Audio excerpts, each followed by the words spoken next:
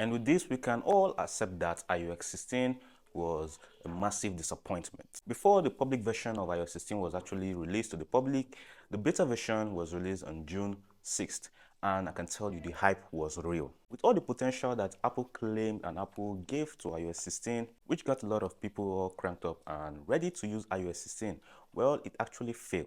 Starting with so many features, let's say the wallpaper, which was the key thing, which is actually quite not necessary when you're using a smartphone. But when the software version finally came out, everyone was downcast. Why, you may ask? Because iOS 16 brought a lot of problems along with it. Starting from the hanging of older versions of the iPhones and even the newer versions of the iPhone 14. The list goes on and on. iOS 16 was supposed to be a newer version of the iOS. It's supposed to bring newer features to Apple's iPhones. But no, it was just a gimmick, or should I say, iPhone trying to be more of the Android phone. Like bringing back a feature that's already been in most Android phones that is very, very, very unnecessary. I don't know why they had to take it away. Battery percentage. For you to get battery percentage in iPhones with full screen, let's say the iPhone 10, iPhone 10s, iPhone 10R, iPhone 11, and so on, you have to swipe down to the control center before you can have access to your battery percentage. But with iOS 16, you can actually see your battery percentage at the top, but Apple spoiled it again. They had to leave out some lower phones, or should I say some set of iPhones, from having access to this feature. Why, you may ask? I also don't know. Makes absolutely no sense. Then you go over to the always on display, which was brought out exclusively for the iPhone 14 Pros. Not the 14, but the 14 Pro. And they still had to mess it up. Always on display became just always on.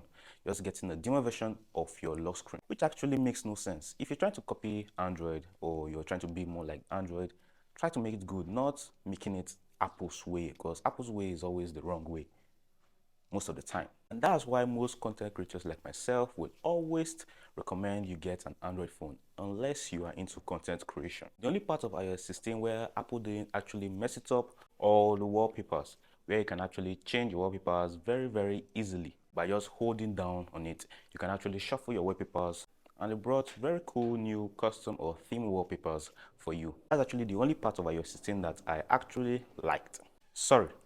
But where iOS 16 actually caused most problems is on the set of iPhone which it actually came inbuilt with.